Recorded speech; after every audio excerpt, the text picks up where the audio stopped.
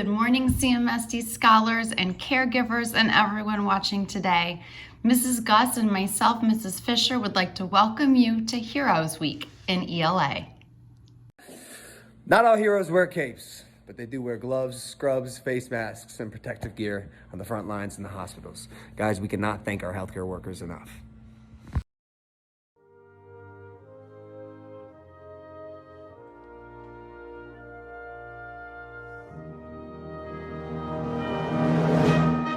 I pledge allegiance to the flag of the United States of America and to the republic for which it stands, one nation, under God, indivisible, with liberty and justice for all. Let's begin by taking just a step back 1 week of National Nurses Day last Wednesday, and let's remember why nurses are so important to our world always.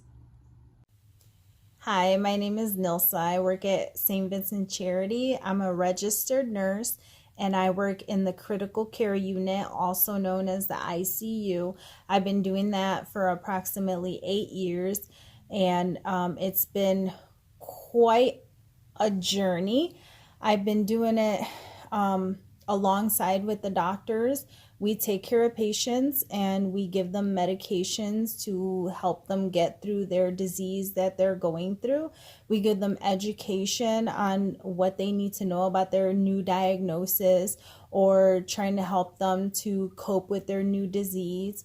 We also give medications sometimes even to save lives. It's a pretty challenging career, but at the same time, it's very rewarding, especially now through this thing that we're going through, the COVID-19. Always remember to wear a mask. We are surrounded by heroes in movies and books, but what we want to focus on today is the everyday hero.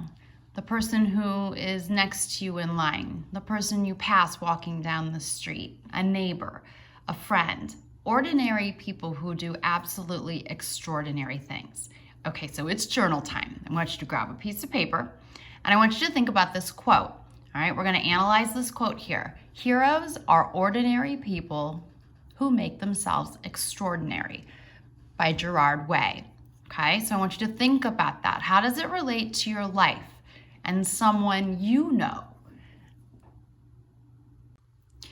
So this morning we're going to focus on informational text and expository writing. So let's take a look at some everyday people doing extraordinary things. Our first is Dr. Amy Acton.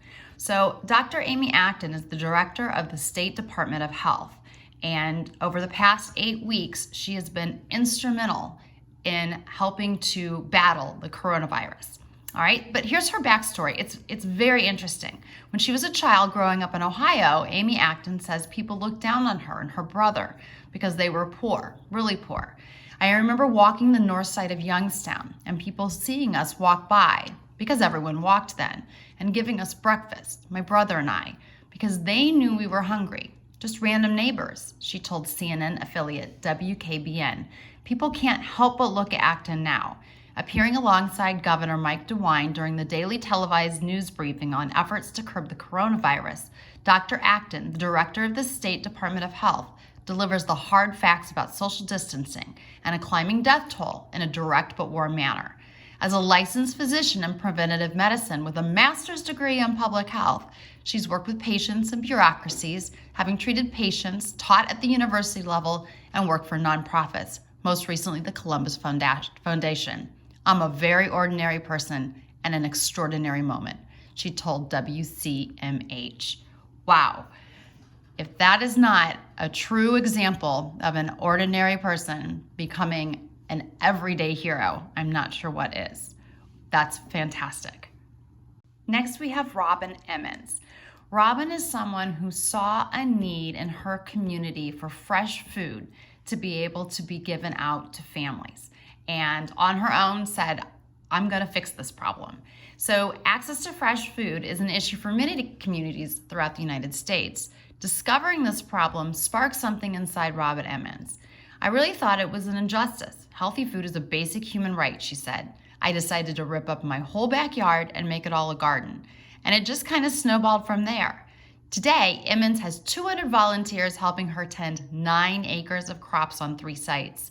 Since 2008, she says, her nonprofit, So Much Good, has grown more than 26,000 pounds of fresh produce for underserved communities in Charlotte. Emmons didn't have a lot of money growing up in Boston, but her parents often drove 30 miles to make sure the family had fruits and vegetables. That commitment to healthy eating carried over to adulthood when she started gardening in Charlotte. Our next everyday hero is Chris Pregrack.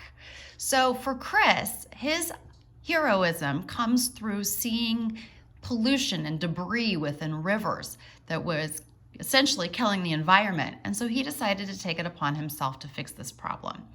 So for Chris Pregrack, removing debris has become his life's work. Sometimes called the river's garbage man, he lives in a barge about 9 months out of the year with members of his 12-person crew. Together, they organize community cleanups along rivers across the country. Chris Pregrack took it on because he realized no one was doing it. It began as a solo effort, so it began all by himself. And over the years, his energy, enthusiasm, and dedication have helped it grow. To date, about 70,000 volunteers have joined this crusade, helping him collect more than 7 million pounds of debris throughout his nonprofit, Living Lands and Waters. The garbage got into the water one piece at a time, Pregrack said, and that's the only way it's going to come out. Amazing. Next, we're going to take a look at a truly remarkable story about Owen, the boy, and Hachi, the 3-legged dog. Owen is as special and unique as any kid. But he shares something distinct with only 40 other people. A rare genetic disorder called Schwartz-Jampel syndrome. This condition affects Owen's muscles, making them seize painfully as they constantly contract. If I could, I would take all that pain away. Every time he winces, I feel it too. I run to him as fast as my 3 legs can carry me. If only I had a tail he could see me wag. Perhaps it would ease his pain. Long before Owen, I was beaten and left for dead on a rail track. A train came by, taking my leg and tail with it. I still have nightmares about that sometimes. But then I wake up and see Owen is there with me, and I realize that if I had my leg and tail, I wouldn't have Owen. Come to think of it, I didn't like that leg much anyway. I had my first taste of home, a real home, when I was adopted from the shelter by Owen's family. Before I had Hachi, I was scared of strangers and I didn't want to go out. People would stare at me and I wouldn't like it and I would feel upset and all very embarrassed and because I didn't like it that much and I just really hiding my face a lot so no one could see me.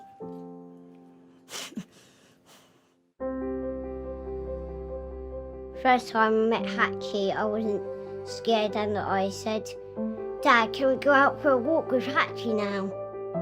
He changed my life and I really wanted to go out more often. If Hachi's out there, I will go out there. He's furry and soft and cuddly and sometimes I even use him as a pillow.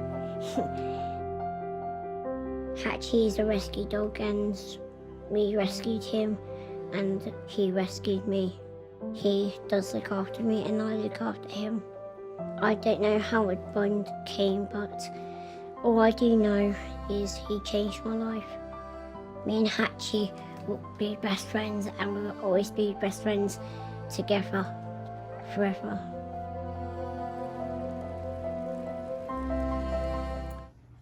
So it's often hard to choose a favorite hero story, but I have to tell you, Owen and Hachi pretty much top my list.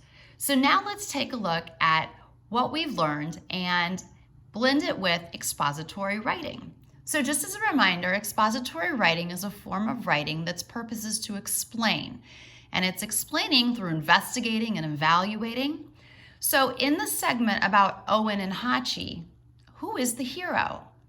Is it Owen, the boy, or Hachi, the dog? So what I'd like you to do is to use evidence from the video to explain your thoughts using descriptive details and connections to the real world. So this should be a multi-paragraph expository writing piece. And I don't know that it's an easy one because in some ways, they're both heroes for each other. So how would you answer that? Is Owen the hero or is Hachi the hero?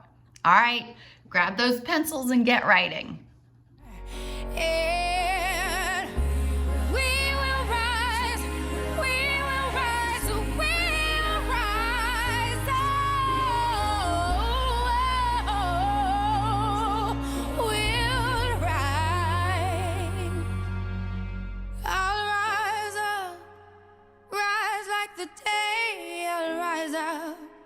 In spite of the ache, I will rise 1,000 times again. And we'll rise up, I like the waves, we'll rise up. In spite of the ache, we'll rise up. And we'll do it 1,000 times again.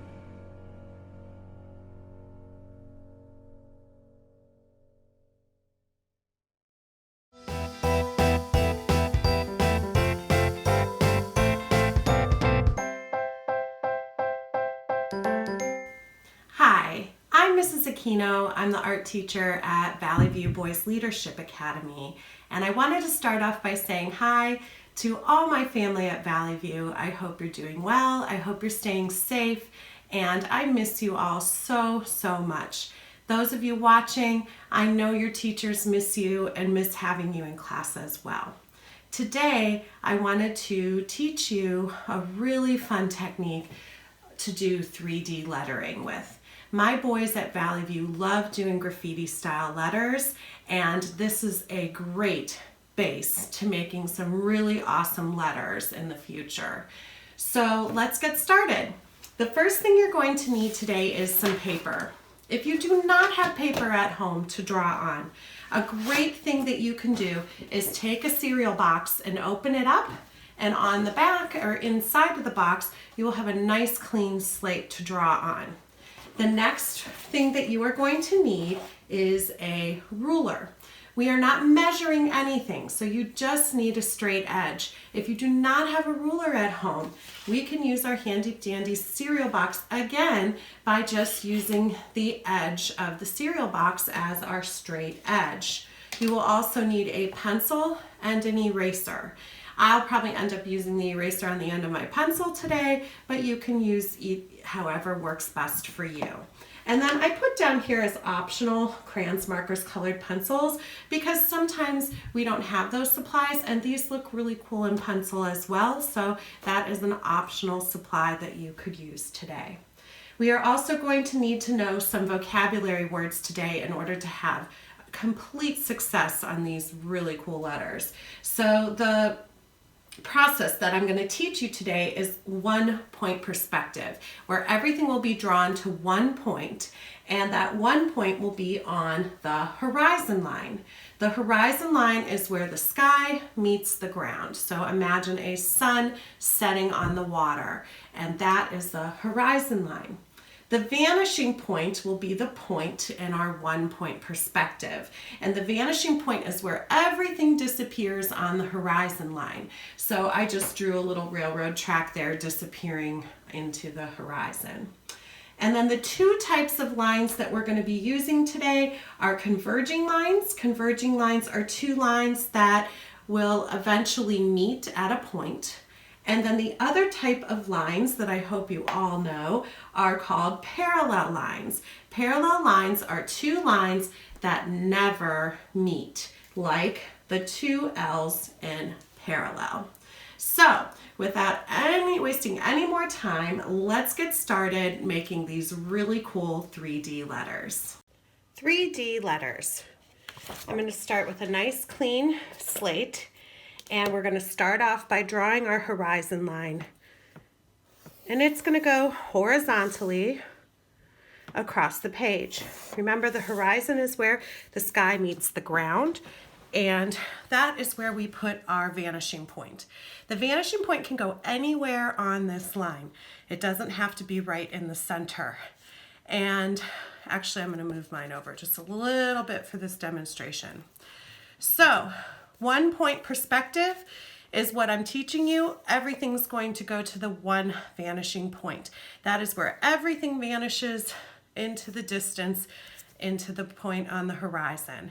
And I'm going to be doing my letters above the horizon line. So this is going to be kind of a worm's eye view of the letters. If I have time, I'll try to show you a bird's eye view letter as well. We're going to start off with a simple block letter A. And this A is the easiest because it has all straight edges. So any letters that have all straight edges are going to be your easiest. And I'm also going to show you a letter J because that has both straight lines and curvy lines. And then I'm going to show you that dreaded letter S. Now, when I draw my S's in a block, I usually start with a curve. I put a curve inside and then continue that for the rest of the S.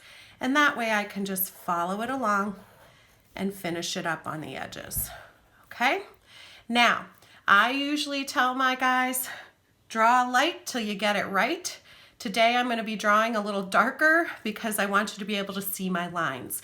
But you want to make sure that when you're drawing these lines to the vanishing point that you do use a nice light pencil because you will be erasing them. Now, we have to take every point on our A and see how it lines up with this vanishing point.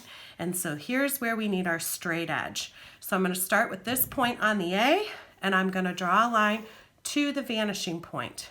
Then I'm going to move it to this point, line it up with the vanishing point, and draw a nice straight line to the vanishing point. Now, we can't forget about these inside points. This point I'm not going to see, so I don't need to draw a line. This point I will, but I don't have to draw it all the way because I don't want to draw through my front of my A. Then I'm going to go to this point, draw my line. Then I'm going to go to this point and draw my line. Okay, so the bottom of my A is done. I need to do the inside of the A. Again, I'm not going to see any of these lines because they're behind the front of the A, but I will see this line here. Okay, and then my last one, I won't see this, but this line here, I will. All of these lines that I just drew are called converging lines because they start apart, but they all end up at one point. Now our parallel lines come into play. I need to make the other side of my A.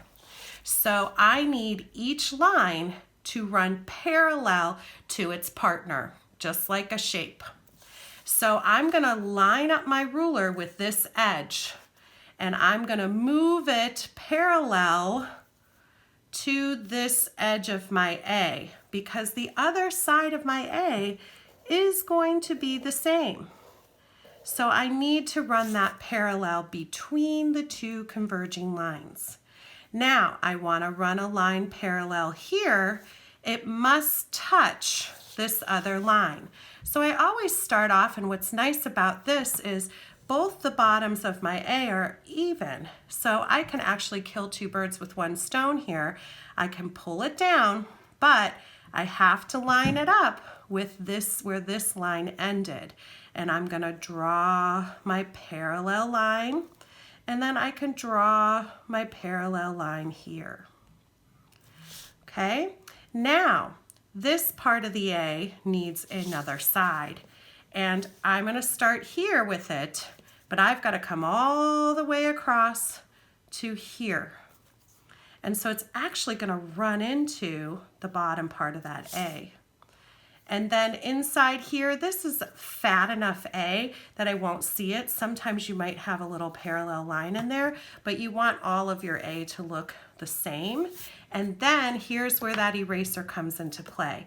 Now, because I didn't draw light till I got it right, you're probably still gonna see some of these lines when I erase, but you erase all the lines that are not part of this A. And now I have a nice 3D block letter and perfect 1-point perspective. Now, the J is a little trickier because I have curves. So again, I'm gonna start on an easy one. I'm gonna start with the point on the J, and it's almost straight down, which is fine. Now, I'm not gonna see this point, so I don't need to draw it, but I will see this point, and I can stop right at the J. Now, I can't forget about this guy because that's part of my J as well. So I'm gonna draw that down.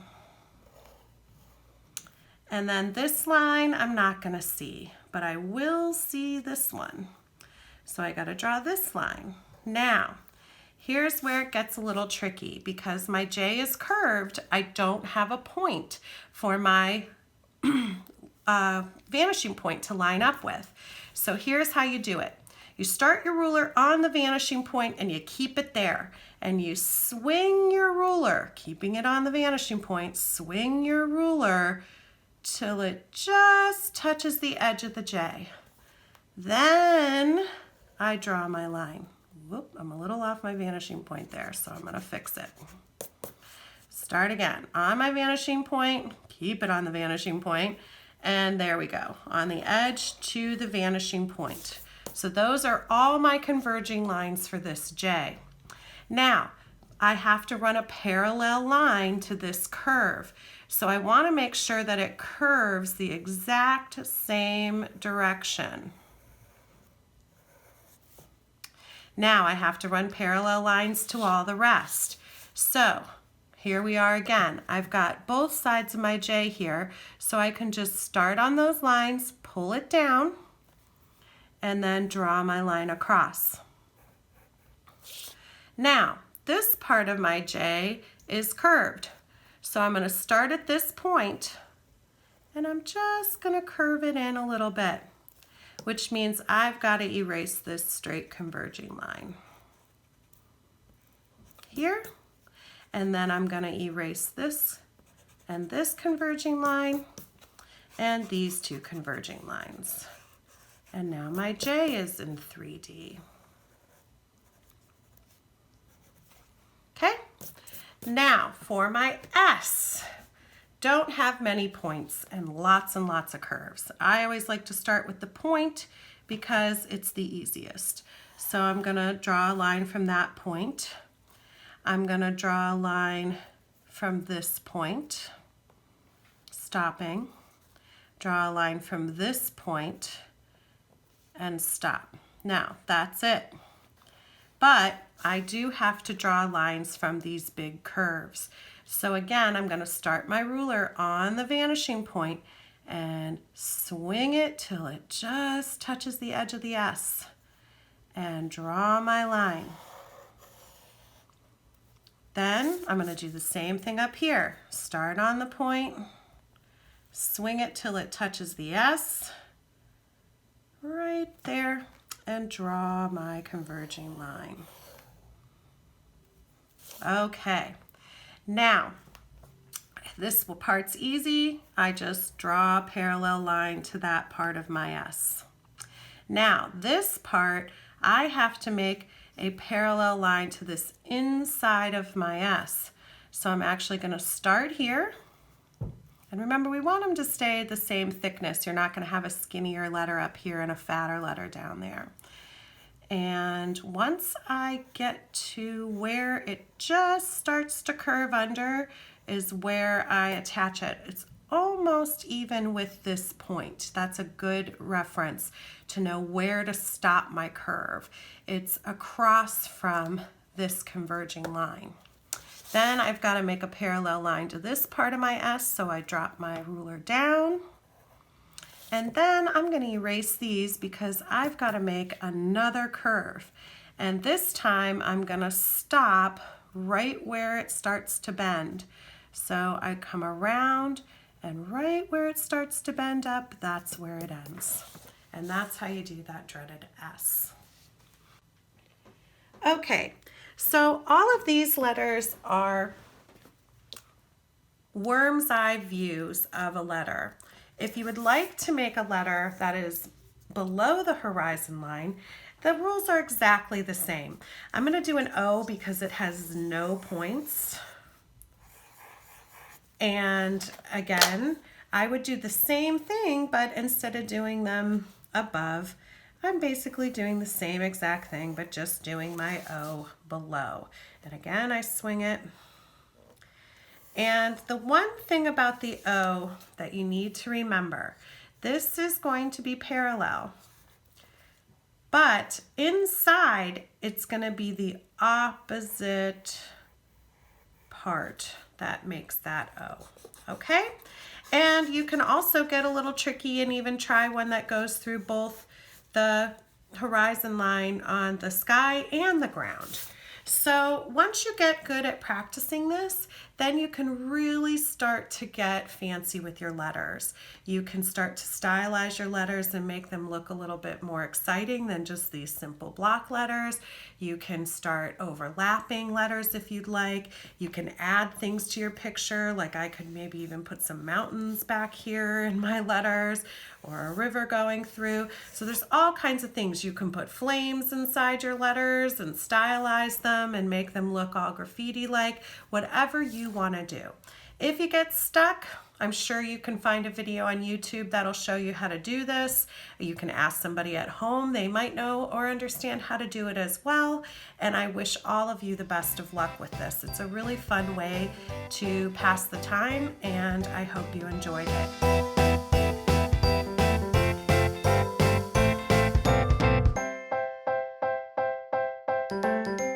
Hi everyone, I'm Mrs. Pastura. I teach 6th grade math and science at Orchard STEM School, and today I'm really happy to be doing a lesson with you on tessellations. First of all, I would like to say that all of your teachers miss you very much. I know I miss all of my students greatly. Also, this is First Responders Week, so I want to give a huge shout out to all of those first responders that are working tirelessly to help keep everyone safe, and the researchers that are working to come up with a solution to this COVID-19 so that way we can all be together again. Today we're going to create a tessellation. A tessellation is when you take a shape and you translate it or rotate it over and over on a plane. I wanted to show you some examples of tessellations, so I went on a walk in the metro parks. This is what I found.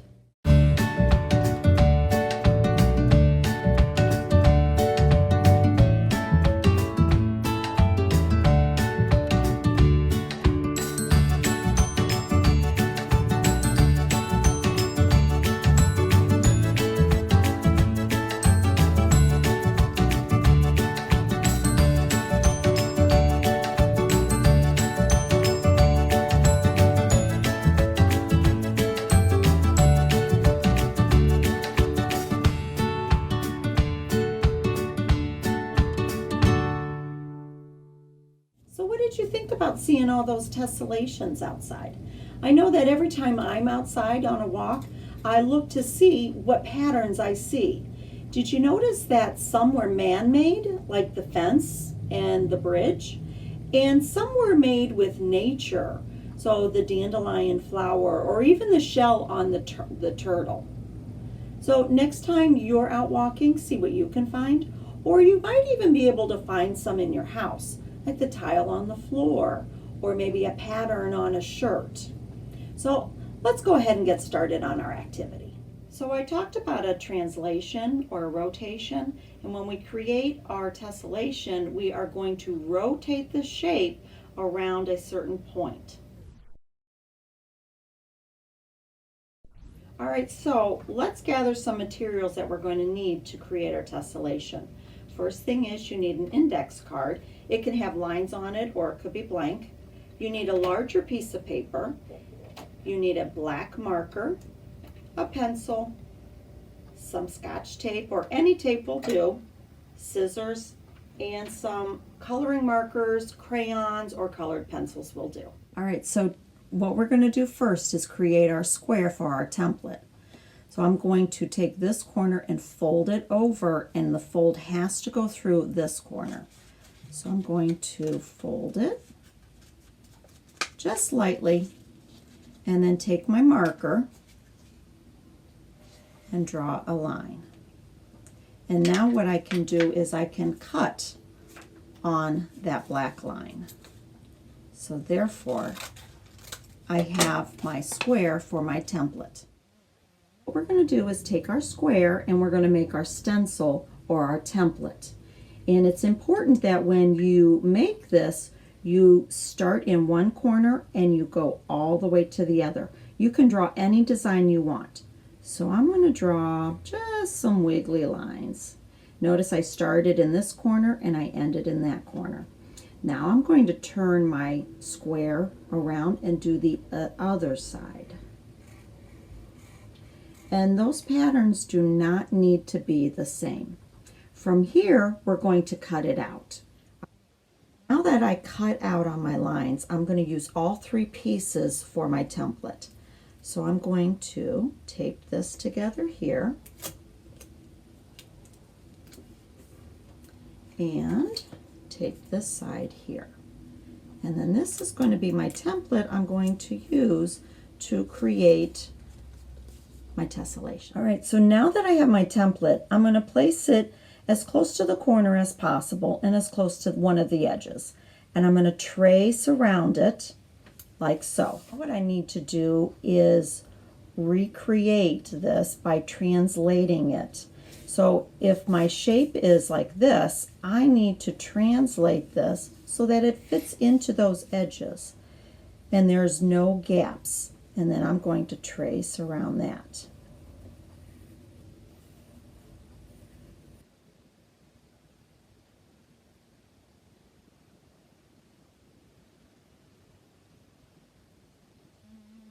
Done, then I need to translate it again to see where else it fits in. Remember, we don't want any gaps in our tessellation. We want to fill up every space. Okay. On through and traced around my template to cover the entire page without any gaps. I then went and outlined all of my parts on there with my black marker.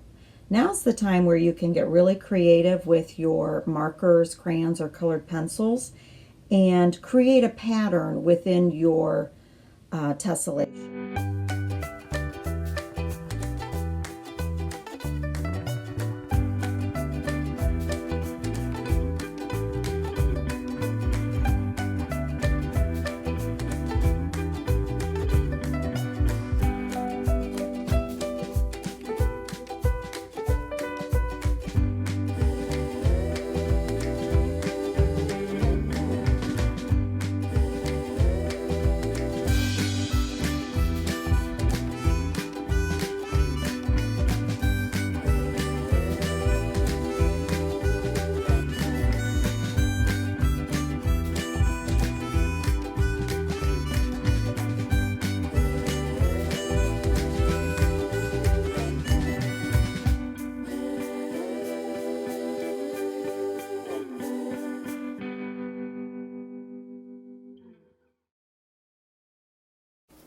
Now that I'm done with my tessellation, I asked a couple of friends to create one. Let's look at what Kira and Anna did. Hi, I'm Kira. I'm in 6th grade. I'm really excited to do Mrs. Pastura's tessellation project.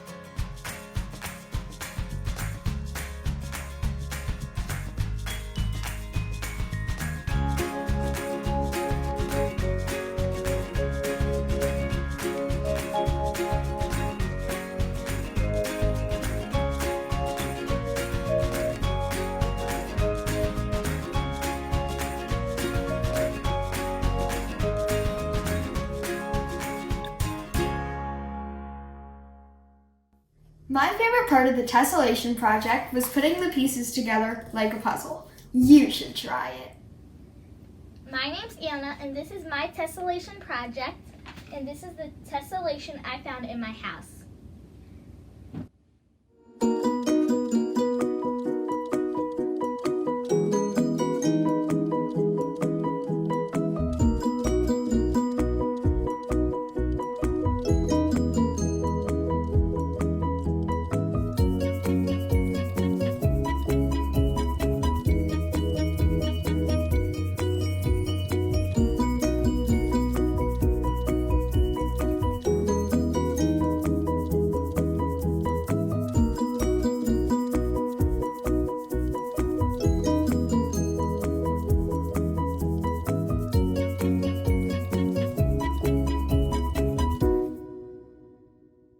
Great job, ladies. Kira, I like the color sequence you used in your tessellation. And Anna, you also created a unique tessellation. I love that you found a tessellation in your home. Thank you for sharing your creations with us. So to recap, what we talked about today were tessellations. And tessellations are just repeated patterns. So you can find them in nature or you can create one. Some are man-made in clothing or in fences.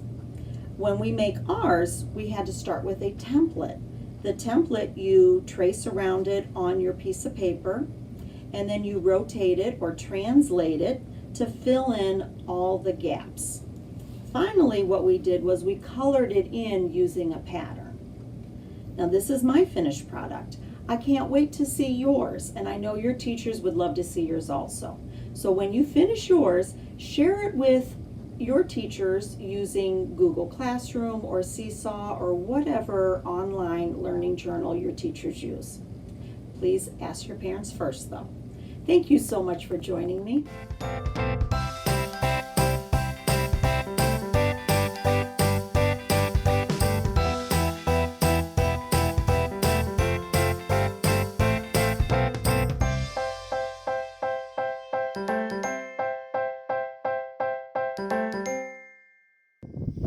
Good morning, boys and girls. Mr. Davis on location again outside the Perry Nuclear Power Plant.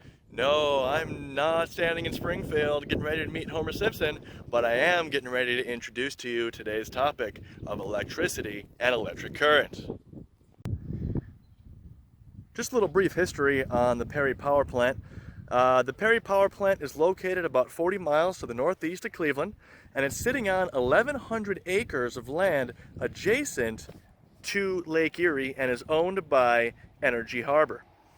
Officially designed as a 2-unit installation, which is why you see those 2 cooling towers behind me, the operation of the second tower was canceled in 1994, thus which is why we only see 1 operating here today. So, operating on this single reactor alone, the Perry Nuclear Power Plant can generate up to 3,758 megawatts thermal power. To put that into perspective that you might understand, 1 megawatt thermal can generate power for up to 1,000 homes. Now, after running some numbers, this power plant on a single reactor can supply enough electrical energy for up to 3,750,000 homes. That is absolutely incredible. Let's see how we're going to be using electricity today in our discussion and our lab. All right, boys and girls, welcome back to my office. Before we get into today's lesson, I want to review a little bit of what we did last week.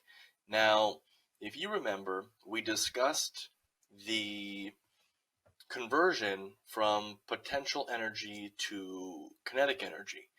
And we got inspiration from NASA in designing a landing craft that would hopefully prevent the breaking of our egg, which represented an exploration rover, and the landing craft, represented something that NASA would send to the moon or Mars or another planet for exploration purposes. Now, at the end of the lab, I extended a question to you and asked you if vehicles from the 1950s and vehicles to the 2000s had any differences in safety. And if you did not do that, I have a video illustrating just those differences. And what we're going to do now is we're going to take a look at that video, and hopefully you learned something that parallels what we did in last week's lab.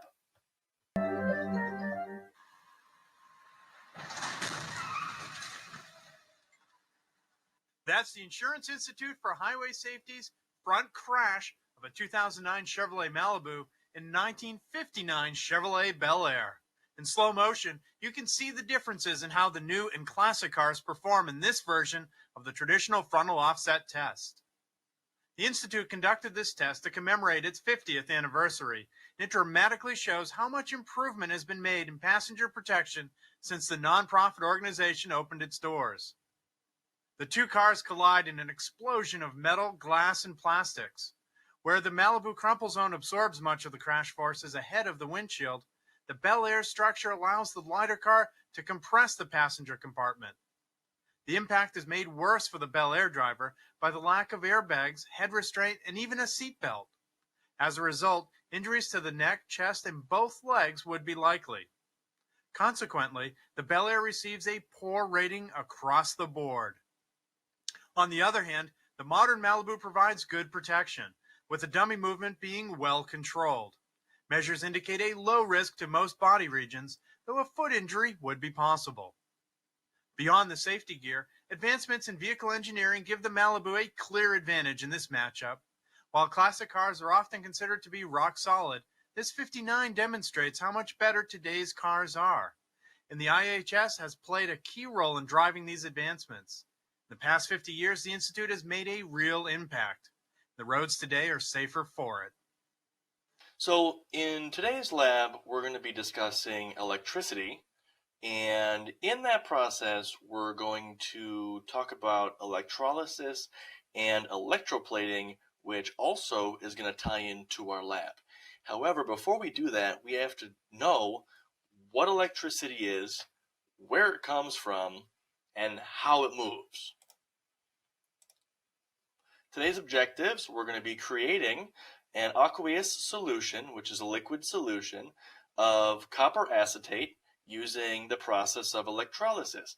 Basically, all that means is we're going to take a big chunk of copper and we're going to dissolve it into a solution. Atoms are made up of neutrons, protons, and electrons. Protons are positively charged and electrons are negatively charged, where neutrons have a neutral charge. So what is electricity? Electricity is the collection or flow of electrons in the form of an electrical charge.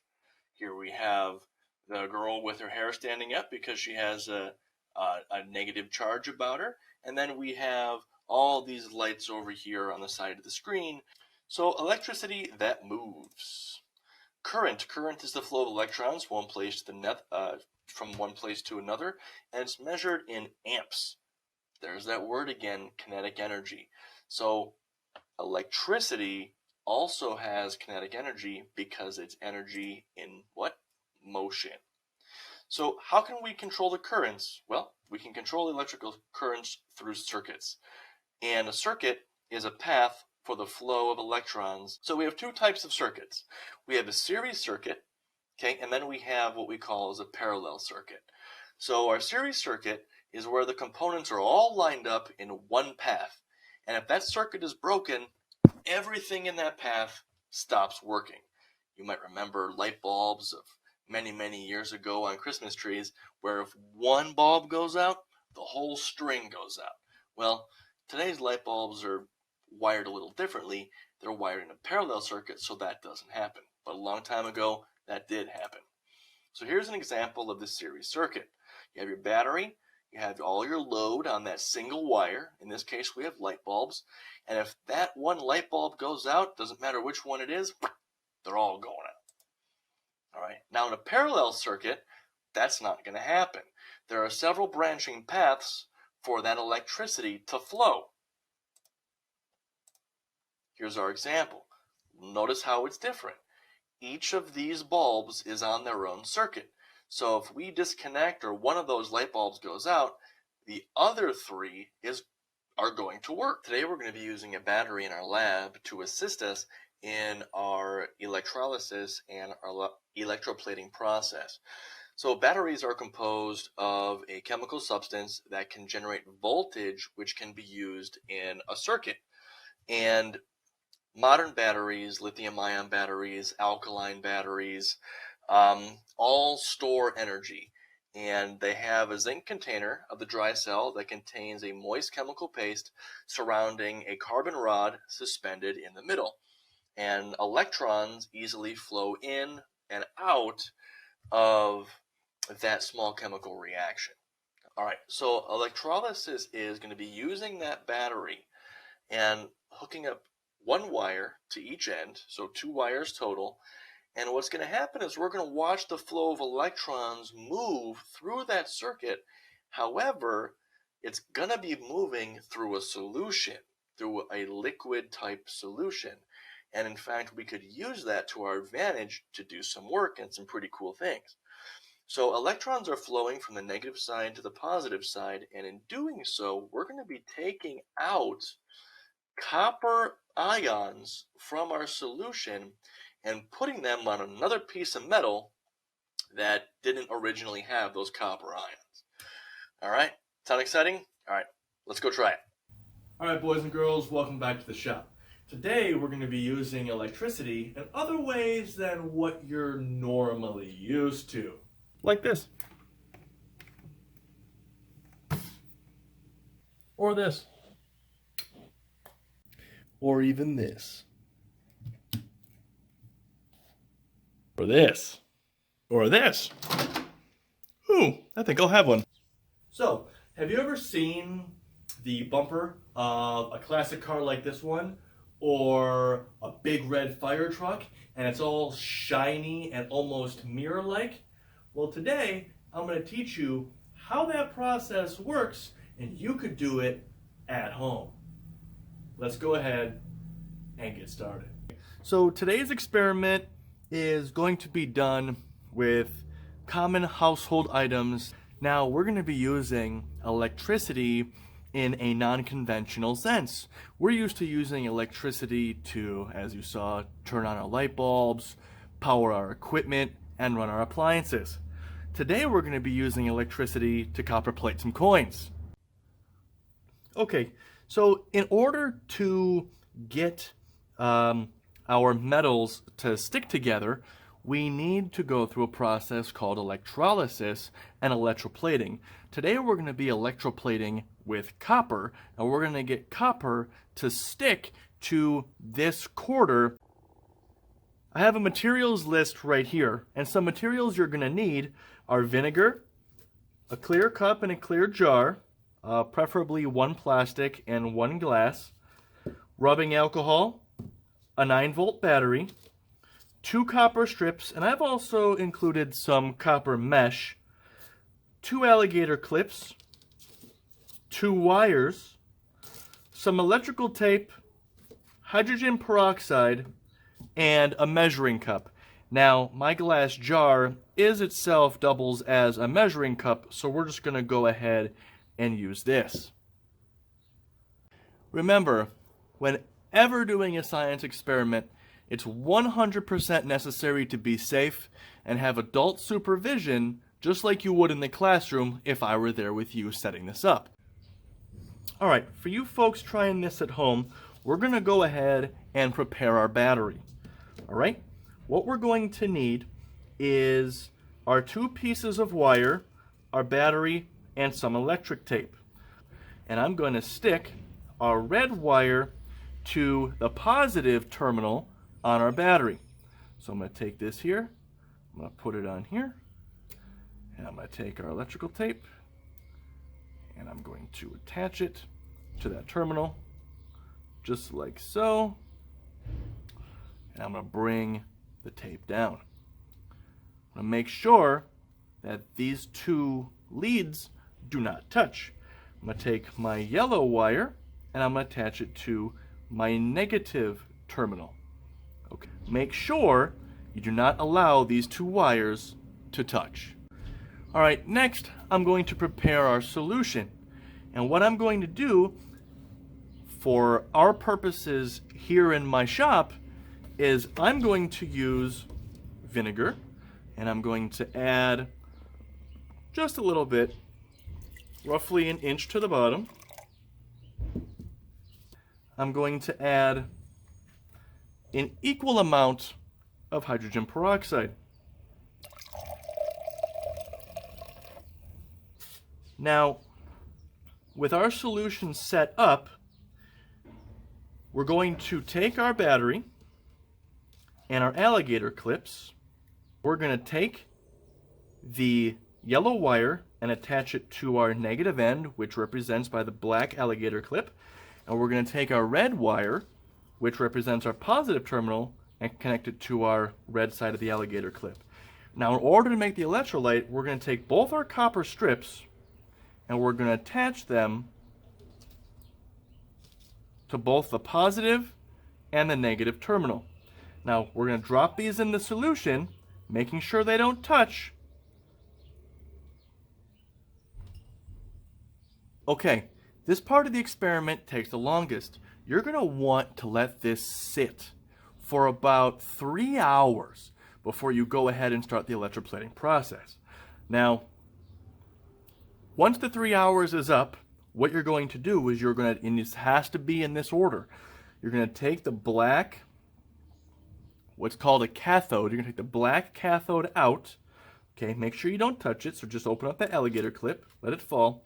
Then you're going to attach the quarter to the clip, put it inside of the solution, and wait another half hour.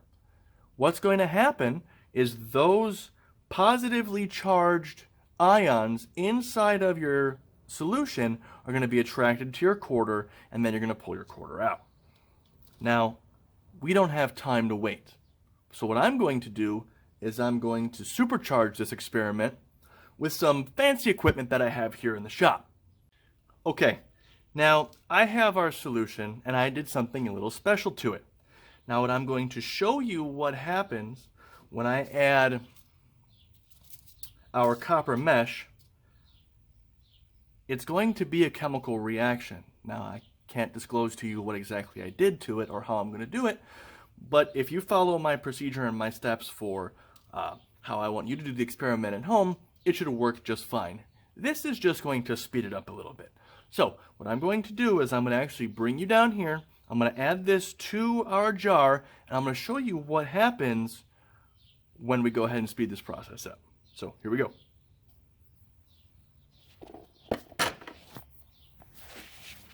All right, if you check it out, we have a chemical reaction going right now. Our copper is being dissolved into the solution, and it's actually turning blue. That's a good thing, okay? Remember, those positive charged ions in the copper are dissolving into that fluid so we can attach them to our quarter. Now, what I'm making here is a solution called copper acetate. All right, I have my electrolyte solution, my copper acetate, and what I'm going to do next is prepare our positive and our negative lead, and hopefully, if all goes right, electroplate this quarter so it's the same color as a penny. Now we want to make sure our quarter is free of any oils or contaminants. So this is where the isopropyl alcohol comes in, and we're going to get that quarter nice and clean. Notice that my alligator clips got a little larger.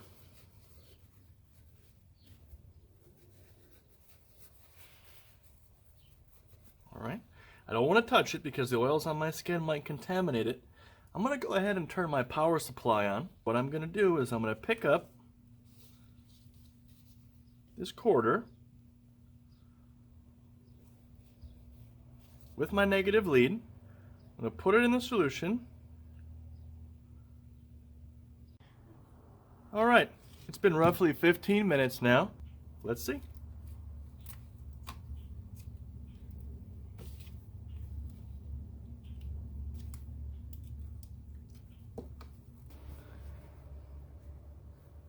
Check that out.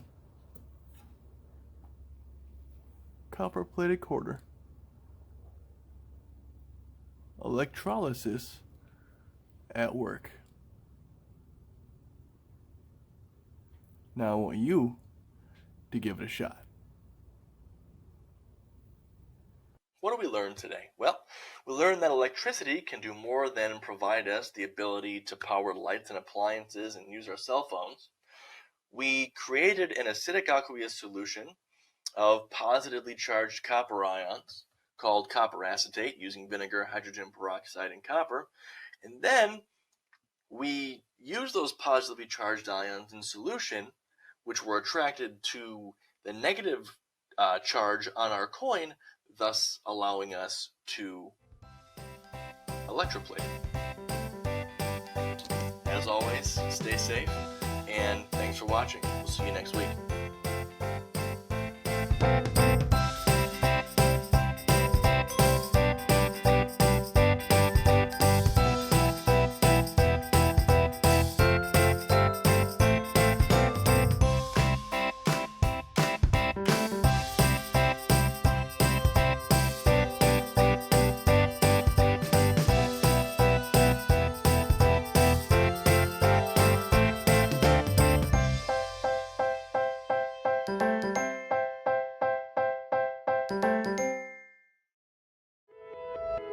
This is CMSD.